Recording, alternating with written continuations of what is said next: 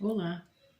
Primeiramente quero dar as boas-vindas a você que está assistindo o Seminário Amoras. Vou me apresentar.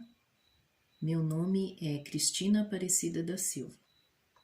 Eu sou advogada de formação, atuo na área há aproximadamente 15 anos, sou também conciliadora judicial, há aproximadamente também há 15 anos, e atualmente estou fazendo também constelação. Um pouquinho da minha história. Agora eu vou comentar com vocês por que eu escolhi esse tema. Como eu sou advogada, né? Como eu sou advogada e percebo essa deficiência que ocorre, né, com o meu ambiente de trabalho, normalmente quando as partes escolhem um advogado e decidem pelo divórcio, a maioria dos casos eles possuem filhos. E ao verificar a demanda, né, judicial, nota-se que a família, né, com essa escolha do divórcio, muitas vezes, frente a uma das partes, né, normalmente ou o marido ou a esposa escolheu, né, esse caminho, às vezes não é consensual ou às vezes é, de qualquer forma, as consequências para a família têm reflexos nos filhos. Então, mediante a essa dificuldade, né, que ocorre no mercado, eu escolhi esse tema, porque o divórcio cada vez mais tem se tornado algo comum na nossa vida cotidiana hoje em dia. E é um parâmetro que ocorre muito, né, quando tem filhos, e isso vai refletir, né, em reflexos na nossa vida cotidiana e principalmente no ambiente escolar.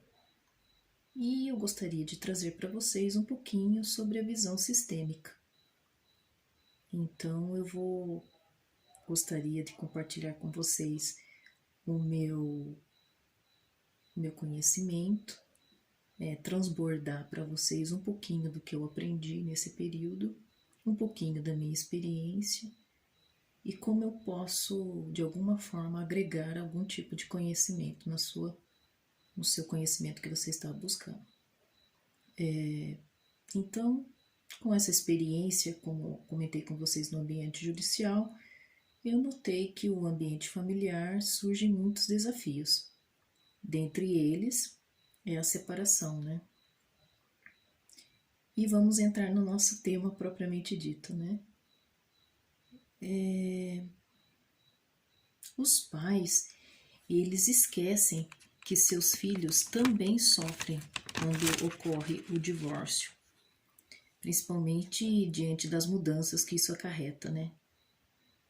Vocês podem visualizar algumas mudanças que seus filhos enfrentam, né, conforme ocorre o divórcio. Alguns desafios que eu elenquei para vocês são o seguinte: a diminuição, né, da conversa com os pais, que normalmente ocorre, a queda no padrão de vida, né, do ambiente familiar, a mudança de residência, da escola, dos vizinhos, as amizades, e por fim o ajustamento de novos membros da família, madrasta, padrasto, né, que vão inserir nesse ambiente. O que causa o trauma ou os emaranhamentos, como costuma se dizer na linguagem sistêmica, são, na minha visão, as dificuldades financeiras, a perda parental e os conflitos intensos com os pais. Então, através de pesquisas que ocorrem hoje no mercado, diversas que foram feitas, praticamente o divórcio é que traz o maior emaranhamento no caso dos filhos. É através de alguns tipos de divórcio é que vai ocorrer esses emaranhamentos, ou seja, esses traumas. Nós podemos, através da nossa conduta como pais, né, ajustar isso para que os filhos superem esse desafio que eles vêm enfrentando. Vamos então para esses 3 desafios esclarecer um pouquinho melhor. A parte financeira, né? Quando há o custo normalmente de duas casas, né? Os pais não conseguem administrar as duas casas, então realmente o custo de vida reduz, diminui. Outra consequência, resultado dessa mesma situação, é que normalmente as regalias, que a gente pode dizer assim, que a parte recreativa ou a parte de entretenimento acaba sofrendo com isso. Então, as crianças acabam saindo de clubes, sócias, né, de algum tipo de natação, cursos extracurriculares, curso de idiomas, né? Enfim, acaba reduzindo o padrão da criança mediante ao procedimento do divórcio. Normalmente acaba ocorrendo essas mudanças, e essas mudanças influenciam a rotina dos filhos. A outra situação é a parental. O cônjuge, ele sai de casa, e o cônjuge que sai, que normalmente acaba sendo o homem, o pai, né? Ou enfim, o homoafetivo, ou heteroafetivo, enfim, a pessoa que sai de casa, ela acaba abrindo um espaço na rotina do filho, né? Normalmente é esse tipo de parentesco que é o pai da relação, ou que faz o papel de pai, e ele acaba colocando o filho para dormir, tem uma relação de convívio, né? Normalmente conta histórias, tem alguma relação afetiva com esse filho. E com o rompimento do divórcio, dificilmente isso vai voltar a ocorrer, né? Com a rotina, com a constância que ocorria antes, porque não é todos os dias que o filho dorme com ele, né? Na casa dele, enfim. Outra situação que ocorre também é que normalmente as refeições que eram feitas em família, né, que ocorre jantas, né, que no fim do dia normalmente aqui na nossa região, pelo menos as famílias costumam comer pelo menos uma refeição em conjunto, uma vez ao dia.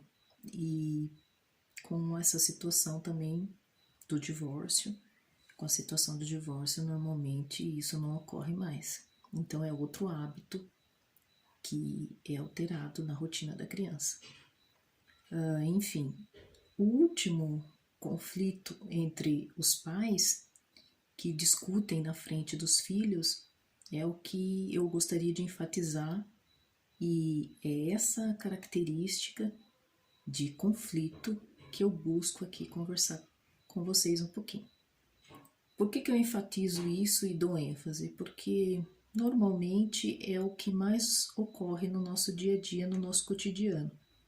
Infelizmente, os pais discutem, e com essa discussão eles acabam discutindo na frente dos filhos.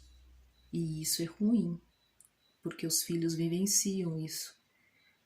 E às vezes os conflitos são constantes e normalmente contínuos. E eu gostaria de levantar uma outra questão também, é como que os pais arrastam os filhos para esses conflitos. Vamos pensar um pouquinho? Convido você para a gente fazer uma reflexão sobre isso. De algumas maneiras. Normalmente, eles brigam na frente dos filhos. Outra coisa que ocorre muito é que eles falam mal um do outro na frente dos filhos, o que para nós na área jurídica chama alienação parental.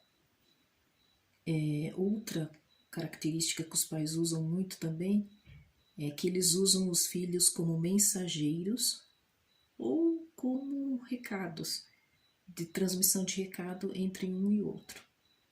Usam os filhos como espiões, e esses espiões quer dizer que normalmente quando vai na casa, se estiver na visita na casa do pai, quem faz o papel de pai, observa-se como que é a casa, como que é o ambiente, enfim, ele conta para a mãe detalhadamente, quem faz o papel de mãe, detalhadamente como que foi a visita que ocorreu com o cônjuge, né? Com o genitor propriamente dito, né, da criança. Usam os pais para se vingar, o que é muito comum também. Normalmente, os pais usam como meio de troca aquela questão, se você pagou a mensalidade da casa, da mensalidade da escola, né, da mensalidade escolar, se ele contribuiu para essa mensalidade que foi combinado entre eles e acaba o genitor não cumprindo. Então usa isso como um tipo de vingança, né, uma espécie de vingança. Normalmente é financeira ou algo relacionado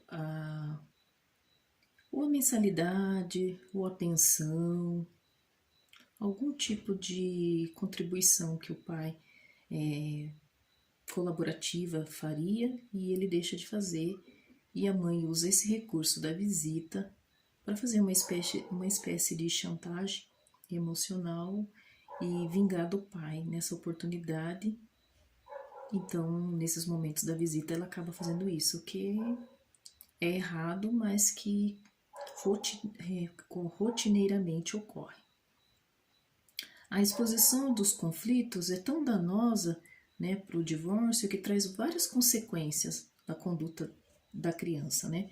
Problemas emocionais, problemas físicos, problemas de autoestima. Vamos abordar algum pouquinho sobre essas dificuldades do dia a dia. Dificuldade em estabelecer relações de confiança, de ter maior intimidade com outras pessoas. Todas essas são situações que ocorrem quando os filhos começam a desenvolver esse tipo de comportamento. Ele aumenta o comportamento agressivo em brincadeiras, normalmente de cunho agressivo, muda o seu humor na casa, no ambiente escolar, com os colegas, com os amigos, com os irmãos dentro de casa. Dificuldade com lidar com situações que despertem emoção, sentimentos. Tem muitos sentimentos como raiva, dificuldade em aceitar o não. Outra situação que ocorre muito também é a dificuldade de dormir. E nessa dificuldade de dormir, constantemente ocorrem pesadelos, ou até mesmo sonos curtos, inquieto. Outro sintoma que é comum também é a falta de apetite. Além disso, a redução da autoestima, da autoconfiança, sentimentos de culpa, impotência, sentimentos também, outros tipos de sentimentos que são correlacionados a isso. Ressentimentos de algumas coisas. E outros sintomas físicos, como dores de cabeça, dores de estômago. Algumas crianças apresentam câimbras nas pernas, algumas até mesmo crises de asmas. A maioria dos filhos sentem culpados e responsáveis pelo divórcio dos pais. Eles acham que se eles tivessem feito menos bagunça, se tivessem estudado mais, ou se tivessem feito algo diferente nesse sentido, talvez os pais permaneceriam juntos. Em contrapartida, há outros sentimentos ao contrário disso. Alguns filhos sentem aliviados com o divórcio dos pais, principalmente que por conta desta situação os pais diminuem os conflitos e devido a essa calmaria, às vezes diante de sentimentos de alívio, eles se sentem culpados também. E que a solidão, medo, insegurança, de qualquer um desses sentimentos, às vezes eles se sentem rejeitados ou até mesmo abandonados. Outro tipo de filhos talvez abre margem, dependendo da idade, para marginalidade, para delinquência ou até mesmo para comportamentos antissociais, dependendo da idade do filho ou filha, né? Você sabia que seu conflito intenso com seu ex poderia causar todas essas consequências no filho? Essa é uma pergunta retórica que eu faço para você tomar consciência e pensar: e agora? O que fazer? Você tem duas alternativas. A primeira é ignorar o que nós conversamos até esse momento, respeitando tudo o que ocorreu e repetindo padrões. A outra opção é o que nós vamos conversar. Como que nós podemos fazer diferente? Como que nós podemos ter uma visão panorâmica e sistêmica sobre essas relações? Então, como que os filhos sentem quando são colocados no meio do conflito dos pais? Eu vou propor um exercício. Normalmente, os pais que estão divorciados já são filhos de pais divorciados também. É muito comum isso. Então, eu proponho o seguinte exercício. Você já foi arrastado para o conflito dos seus pais quando você era criança? Como que você se sentiu? E você já flagrou fazendo a mesma coisa em relação aos seus filhos? Essa é uma pergunta que eu convido você a refletir. Aqui eu proponho uma reflexão.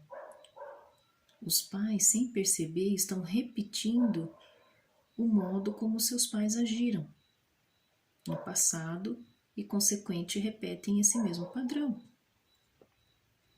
Aqui eu vou convidar vocês para... tem um vídeo de curta-metragem que você pode ir no buscador que você tem costume, digitar Vida de Maria. É uma curta-metragem que é do diretor Márcio Ramos e que retrata um pouquinho dessa repetição de padrão que eu estou mencionando para vocês. Resumidamente, esse filme ele mostra que uma garotinha chama Maria, o ambiente dela é o sertão, lá do Ceará, e mostra com precisão como que os filhos acabam repetindo a conduta dos pais, sem perceber o quanto essa relação é nociva para ambos. Esse filme também revela como que pessoas, como que você vai notar. Vou fazer um pequeno resumo, alguns aspectos só para eu destacar o que eu quero enfatizar. Você vai perceber na primeira cena do desenho que a Maria está escrevendo no caderno. Provavelmente é o nome dela, né? Ela escreve o nome dela.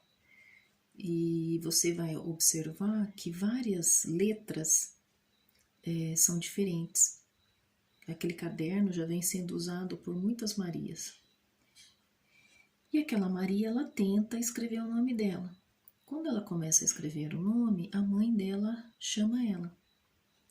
E de algum estereótipo, a mãe começa a criticar aquela atitude dela de estudar, né, dela querer melhorar, mudar a vida, e tenta criticar e colocar para ela que é necessário que ela trabalhe, que ela varra o chão, que ela varra o quintal, que tem outras atividades que são mais importantes do que ela aprender a estudar. O filme retrata que ela tem que carregar água, alimentar os bichos, varrer o quintal, enfim, que ela possa fazer qualquer outra coisa, que é muito mais importante do que se preocupar com o futuro dela, que é estudar, batalhar para um futuro melhor. Então, a mãe acaba morrendo. A mãe O tempo passa, né? O tempo passa, essa Maria envelhece, né?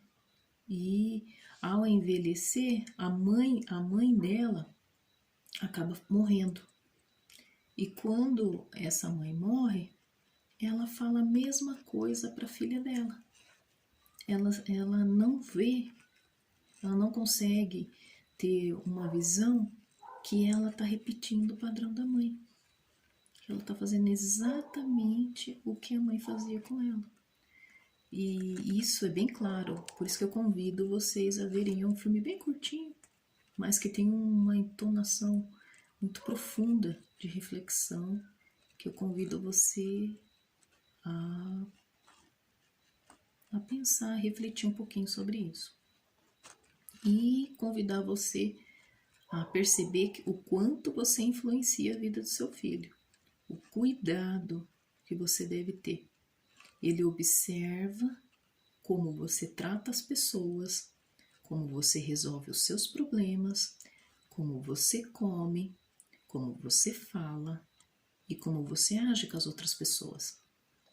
É do convívio que você tem, das suas relações no seu ambiente familiar e com outras pessoas, é que vai diferenciar o tipo de pessoa que você é.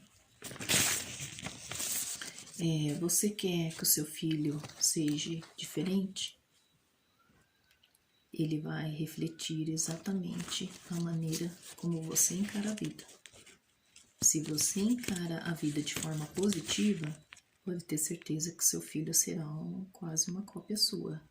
Ele vai refletir a vida de forma positiva.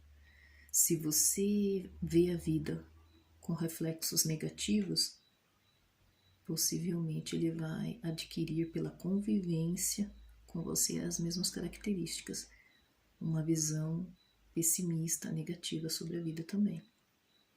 Então, você quer que o seu filho desenvolva um relacionamento saudável com o seu prospectivo cônjuge?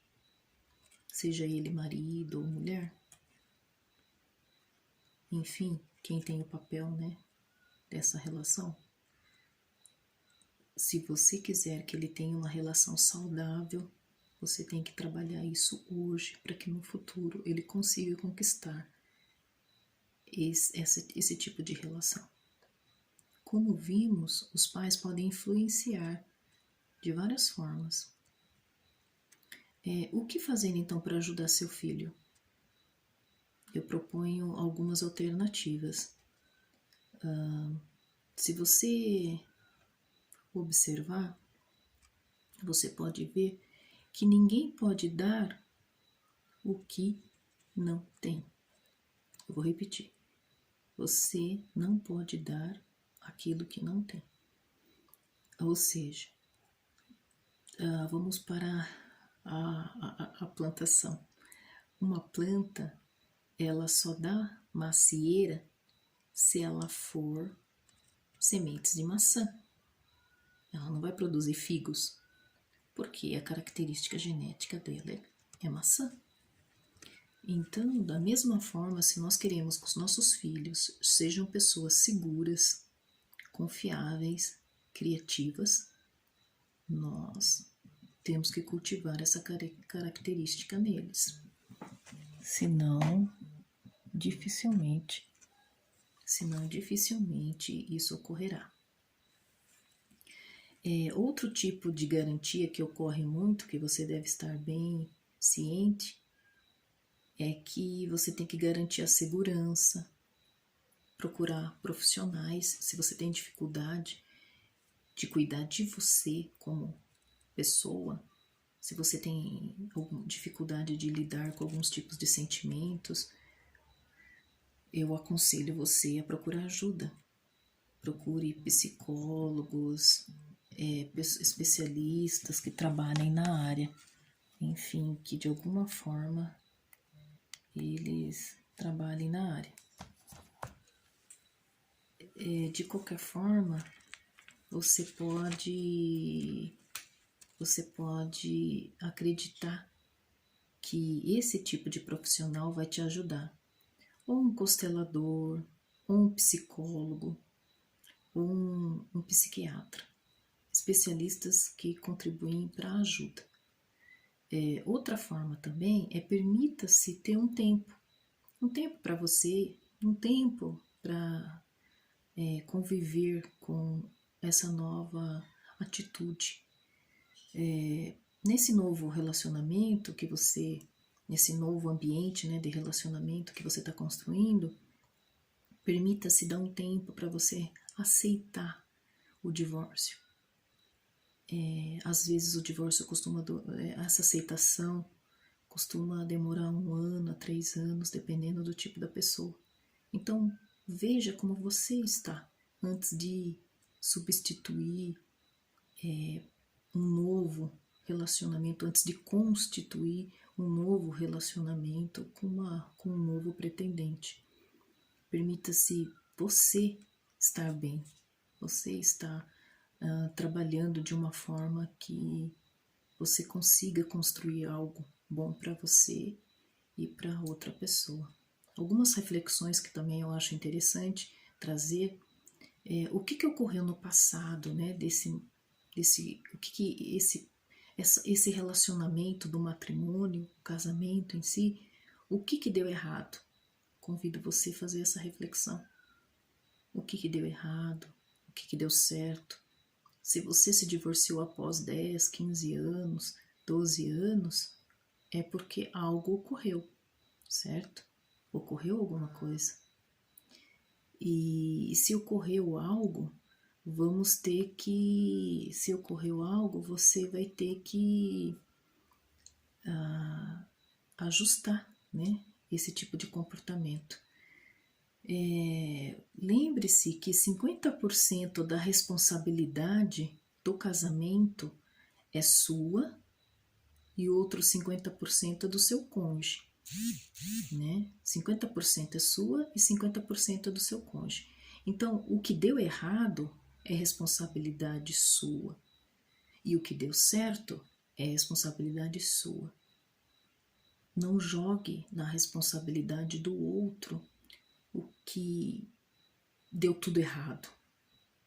Alguma coisa aconteceu para que as coisas chegassem a essa situação. Então, convido você a fazer uma reflexão sobre isso. O que deu certo e o que deu errado, né? Como que ficou o casamento? Que tipo de pessoa você quer ser, construir, né?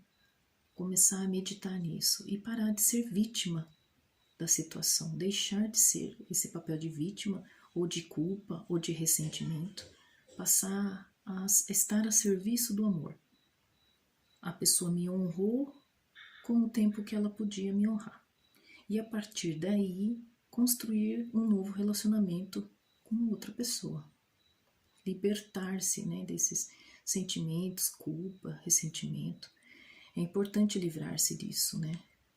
E aprender a amar, que aqui nós estamos para amar uns aos outros. E lembrar-se que o que mata não é a picada, e sim o veneno. Então procure mudar a sua visão. Esqueça isso de ex-mulher, meu ex-marido, e sim substitua esse papel para o pai do meu filho, a mãe do meu filho. E tente notar que as pessoas são imperfeitas, até você também é imperfeito. Então procure focar em qualidades que o pai ou a mãe tem. E nessas qualidades buscar aprimoramentos que vão trazer um bom relacionamento entre vocês. Porque o relacionamento que foi rompido é de cônjuge, é do casamento. Mas o laço afetivo de pai e mãe nunca será rompido, é eternizado para sempre. Então, cuide-se da sua saúde, cuide da sua saúde física, da sua saúde mental. Veja se você está dormindo bem, se você está fazendo exercício, se você está tendo refeições saudáveis, se você tem vícios. Continue a sua rotina de rir, de fazer as suas coisas. Continue a fazer a sua rotina. Continue a fazer a sua rotina. Continue a fazer vícios, né? Evite vícios. Evite qualquer coisa desse tipo. Procure também relacionar-se, né? Buscar um outro tipo de relacionamento. Procure o equilíbrio mental, o equilíbrio físico. Busque crenças religiosas, se for o caso, né? Se for este. Procure montar uma rede de apoio, seus amigos, seus colegas, seus familiares. Lembre-se que se você precisa de ajuda, não é sinal de fraqueza. Se tiver intensa raiva, tristeza e culpa, você deve procurar um profissional para lidar com esse tipo de sentimentos. Pode buscar um constelador, pode buscar um psicólogo, pode buscar um psiquiatra. Enfim, está perdendo a perda de interesse pelas coisas. São sintomas, né, que você tem que verificar. São apenas algumas sugestões, mas com o tempo você vai verificar. O que eu gostaria de conversar nesse nosso bate-papo é basicamente isso. Estou nas minhas considerações finais. Gratidão pela sua atenção, gratidão pelo seu tempo, pela sua atenção, e espero ter sido contribuição na sua vida essa noite. Vou deixar meus contatos de telefone e meu contato de e-mail, caso algum de vocês queira em relação a isso. Meu contato de e-mail é Cristina, com o I do Cris, com Y, Cristina.mediacão, sem tio e sem cedilha, mediacão.advogada@gmail.com. E o meu contato celular é 14 98809 1662. Tá bom? Espero ter sido contribuição na noite de vocês, ou no horário que você estiver vendo, à noite, de dia, enfim, o horário que você estiver vendo. Espero que possa ser contribuição e que possa enriquecer um pouquinho dos seus conhecimentos. Obrigada e uma boa continuação do seminário aí.